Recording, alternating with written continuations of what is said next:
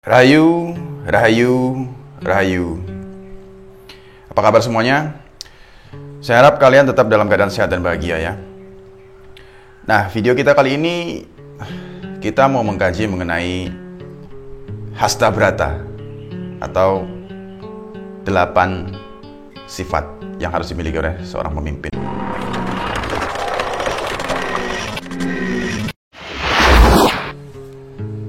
Nah, apa Hasta Brata itu?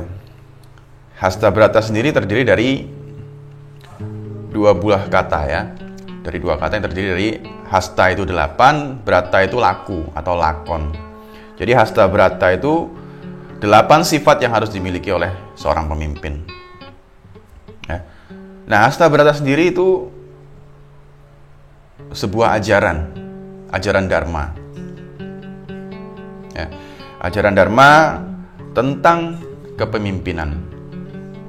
Nah, itu harus dimiliki oleh seorang raja untuk menghadapi para rakyatnya dan atau kaulanya ya. Agar memiliki sifat yang bijaksana.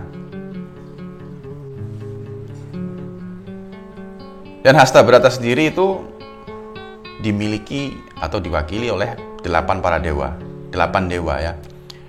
Nah, sifat-sifat itu harus ada pada diri seorang pemimpin. Jadi kurang satu aja itu sudah tidak afdol sebagai pemimpin ya. Jadi harus memiliki 8-8-nya. Nah, sebelum kita masuk ke dalam pengkajian satu persatu ke-8 dewa ini, saya sarankan sih untuk menonton video ini sampai habis agar tidak gagal paham ya, karena di dalam video ini terdapat pesan-pesan yang terkhusus untuk orang-orang yang memiliki jiwa pemimpin dan dikhususkan untuk para raja dan sultan atau pemimpin-pemimpin yang ada di Nusantara ini atau Indonesia ini ya. Nah, yang pertama kita akan kaji watak dari Surya ya, atau matahari. Watak dari matahari sendiri itu bisa kita teladani dari Batara Surya ya. Nah, kita lihat sendiri sifat-sifat matahari sendiri kan itu memancarkan cahaya, lalu sinarnya terang sebagai sumber kehidupan ya. Jadi cahaya matahari itu kan membuat semua makhluknya itu berkembang dan tumbuh, dan dia rata kemanapun ya. Cahaya matahari sendiri kan itu tidak membeda-bedakan siapa yang harus dicahaya, siapa yang tidak. Cuman memang dibagi siang dan malam, bergiliran bergantian, tapi semuanya cahayanya rata ya. Nah, begitulah harusnya sifat seorang pemimpin ya. Jadi mampu menumbuhkan daya kembang masyarakatnya. Jadi masyarakatnya, memang rakyatnya itu dibuat agar memiliki daya tumbuh kembang yang bagus ya. Dan seorang pemimpin juga tidak perlu membeda-bedakan. Jadi tetap kemanapun harus membawa cahaya yang menjadikan cahaya tersebut sebuah sumber kehidupan untuk masyarakatnya ya. Lalu yang kedua adalah sifat dari Chandra. Chandra itu atau disebut juga dengan bulan. Nah, sifat tersebut kita teladani dari sifat Batara Chandra ya. Jadi kita lihat sinar bulan itu sendiri kan memberikan penerangan dalam kegelapan. Dan cahayanya pun itu lembut ya. Memberikan kedamaian. Kalau kita lihat cahaya bulan itu kan malam kan, apalagi bulan purnama, itu pasti memberikan kedamaian ya, meskipun pada malam hari ya. Jadi itulah yang juga harus dimiliki, sifat yang harus dimiliki oleh seorang pemimpin ya. Jadi dia membawa kesejukan atau membawa kedamaian di tengah-tengah kegelapan. Ya. Dan juga mampu memberikan pengampunan kepada orang-orang yang selama ini memusuhinya. Ya, tidak memiliki dendam lah. Jadi semua dirangkul, semua diberikan kesejukan itu. Dan lalu yang ketiga itu sifat kartika atau juga disebut sifat bintang. Nah, itu juga ada pada teladannya Betara Ismoyo. Jadi kalau kita pelajari sifat-sifat bintang itu kan, dia berada pada tempat yang tepat, ada di atas pada tempat yang tepat itu, dan dia bahkan dijadikan sebuah pedoman penunjuk arah. Nah, itulah yang mesti dicontoh juga. Jadi itu juga harus dicontoh bahwa seorang pemimpin itu juga harus memiliki atau menjadi suri teladan bagi rakyatnya, agar bisa dicontoh, jadi sebuah pedoman. Ya. Jadi kalau bahasa Jawanya itu ing rasa suntulodo, ing madya bangun karso, tutwuri handayani. Ya, itu bahasa Sanskertanya ya. Jadi harus bisa menjadi suri tauladan bagi rakyatnya. Lalu untuk yang keempat sendiri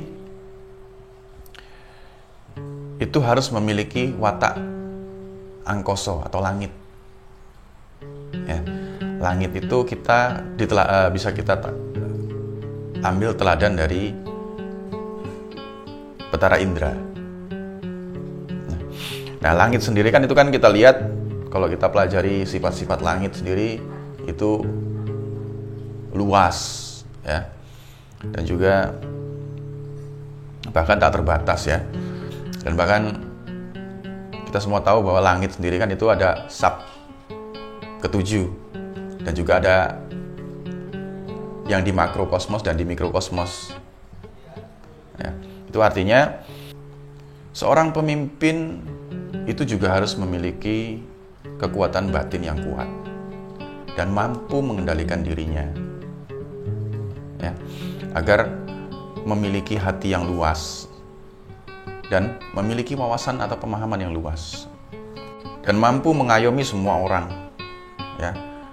Jadi apapun yang datang pun itu bisa ditampung dengan sabar, sehingga pendapat apapun yang datang pun itu bisa ditanggapi dengan sabar ya. Dan juga tidak merasa tinggi, meskipun kita semua tahu langit itu kan ada, langit itu tinggi, tapi dia tidak perlu berkata tinggi untuk menunjukkan ketinggiannya ya. Lalu ada lagi kelima, itu sifat maruta atau juga disebut dengan angin ya. Sifat angin sendiri itu kita bisa teladani dari Betara Bayu. Nah, angin sendiri kan ini kan ada di mana-mana ya. Dia juga tidak pernah membeda-bedakan, dia masuk kemanapun ke sisi-sisi yang kosong. Inilah juga yang harus dimiliki oleh seorang pemimpin atau raja atau sultan, harus memiliki sifat angin Betara Bayu ya. Jadi dia dekat kepada rakyatnya di segala penjuru. Tidak peduli rakyatnya itu berada di mana, dia berusaha untuk mendekatinya agar dapat mengetahui keinginan dan keadaan rakyatnya ya, tidak membeda-bedakan. Lalu yang keenam sendiri itu harus memiliki watak samudra. Apa itu yang disebut samudra? Samudra sendiri itu kan kita tahu laut ya. Nah, laut sendiri di situ ada air. Jadi seorang pemimpin juga harus memiliki sifat seperti air. Itu kita bisa teladani dari Betara Baruna. Nah, kita pelajari sendiri sifat-sifat air itu kan, atau samudra itu kan bersifat luas ya. Dan dia selalu mencari tempat yang terendah dan mengalir. Dan juga air sendiri kan itu sumber kehidupan, memberikan kehidupan, memberikan penyegaran kepada siapapun yang sedang dahaga. Nah, begitu juga mestinya sifat-sifat pemimpin harus memiliki itu juga. Jadi kita pelajari dari sifat air sendiri kan, air juga itu diartikan sebagai ilmu ya dan pengetahuan. Ilmu itu kan macam-macam, ada ilmu pengetahuan secara sains, ada juga secara batin. Jadi seorang raja itu haruslah memiliki sifat ini. Ya.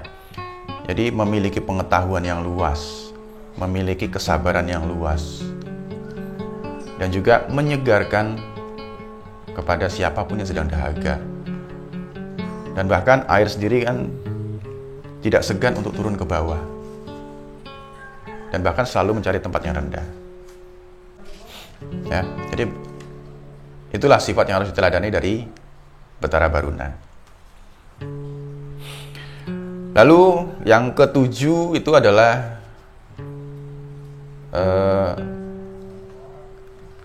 sifat dari dahana atau api. Ini juga kita bisa teladani dari Betara Brahma. Apa itu sifat api? Ya kita pelajari aja sifat api. Kan sifat api sendiri itu dia dapat membakar atau menghanguskan siapapun yang menyentuh. Ya, dan juga itu berkobar atau membara. Gitu. Jadi sifat api sendiri kan itu juga sekaligus memberikan cahaya pada saat kegelapan. Ya. Jadi ini juga harus dimiliki oleh seorang pemimpin. Pemimpin juga harus memiliki sifat ini. Kita bisa pelajari dari sifat-sifat Brahma yang juga memberikan cahaya. Dan dia punya kemauan tekad yang kuat dan berani. Ya. Berani berwibawa untuk menegakkan keadilan dan kebenaran. Ya. Itulah sifat Brahma. Yang kedelapan adalah sifat dari bumi. Nah, sifat dari bumi ini kita bisa pelajari dari Betara Wisnu. Ya. Nah, kita tahu sendiri bumi sendiri kan, kita lihat kita di bumi ini ngapain aja dan dia tetap diam saja. Ya. Mau diinjek, mau dihina, mau ditanamin apapun, dia tetap diam saja. Dan bahkan dia tetap memberikan hasil kepada siapapun. Tetap memberikan kehidupan pada siapapun. Buahnya tetap tumbuh. Tanamannya tetap tumbuh. Ya, mineralnya tetap diberikan. Nah, inilah juga yang harus dimiliki, sifat yang harus dimiliki oleh seorang pemimpin, raja, sultan, atau apapun lah. Ya, memiliki sifat sentosa, sifat yang sabar, sifat yang rendah hati, tetap memberikan manfaat kepada rakyatnya. Senang beramal, ya, dan senantiasa berusaha untuk tidak mengecewakan rakyatnya. Lah, inilah semua sifat-sifat yang juga disebut, kalau orang Jawa bilang tuh nyonggor kosone wong liya, atau rela berkorban demi kemakmuran bangsa dan negaranya. Sekarang kita coba renungkan, kita lihat semua pemimpin kita saat ini bagaimana. Sudahkah pemimpin kita, baik yang ada di pemerintahan maupun yang ada di keraton, memiliki sifat ini semua? Mudah-mudahan ini akan menjadi bahan renungan untuk kita semua ya. Jadi untuk para pemimpin yang ada di keraton maupun yang ada di pemerintahan, kami Kawula Cilik ini berharap sekali para panjenengan itu dapat memahami ini semua sehingga dapat menerapkan ini semua dan bisa bermanfaat untuk kita semua. Jadi sadarilah diri sendiri. koreksilah diri sendiri. Itu juga yang disebut dalam bahasa leluhur itu mulat sarira angrasawani, berani mengoreksi diri sendiri. Ya. Nah, jika para pemimpin kita yang ada di pemerintahan dan yang di keraton itu sudah berani mengoreksi diri sendiri, berani menyadari diri sendiri bahwa ada yang salah dengan diri ini, ada yang salah dengan sistem ini, ada yang salah dengan apa kebijakan yang kita berikan. Saya tidak menyalahkan, saya cuma mengajak untuk sama-sama kita mengkoreksi diri sendiri. Ya. Jadi jika sudah berani mengakui kesalahan sendiri, pasti para pemimpin kita ini nanti akan memperbaiki semuanya. Dan yang pasti dimulai dengan memperbaiki diri. Ya. Nah, setelah mereka memperbaiki diri, otomatis nanti mereka akan mengerti dan tahu. Ya, meskipun mereka sudah tahu, tapi saat ini belum menyadari bahwa akan muncul para kesatria ini nanti yang akan membawa Nusantara ini menjadi mercusuar dunia. Yaitu kan tidak lepas dengan apa yang kita persiapkan saat ini. Jadi semuanya saling terkait. Ya. Di dalam Jangka Jayabaya pun disebutkan kan, Sinung kalan Dewa Wolu ngasta manggalaning ratu. Bakal ono dewa ngajwantah apa ngawak manungso. Inilah makna yang juga tersirat di dalamnya. Ya. Untuk para pemimpin dan para raja dan para sultan, baik yang ada di dalam keraton maupun di dalam pemerintahan, ayo kita bareng-bareng mempersiapkan ini semua. Kalian punya pandito, kalian punya kesatria, keluarkan, utuslah mereka semua untuk mencari sang pemegang kunci sejati, sang pembawa cahaya terang. Letakkan mahkotamu demi kemakmuran bangsa dan negara. Segeralah temui sang pemegang kunci sejati itu, sang pembawa cahaya terang. Ya. Sang Satrio Pandito Ratu ono ning kidul. Ya. Mungkin itu aja hari ini. Mudah-mudahan ini semua bisa menjadi renungan untuk kita semua. Saya tidak merasa benar akan apa yang saya utarakan. Ini semata-mata saya ingin mengajak semua bahu-membahu mempersiapkan ini semua. Karena semua saling terkait. Kita semua bekerja sama membangun bangsa dan negara ini menjadi mercusuar dunia. Maaf jika ada salah kata, maaf juga jika apa yang saya utarakan tidak kurang berkenan. Saya tidak merasa benar apa yang saya utarakan, dan saya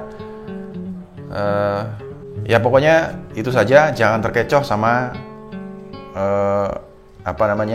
keadaan yang dibuat oleh Kurawa ini ya.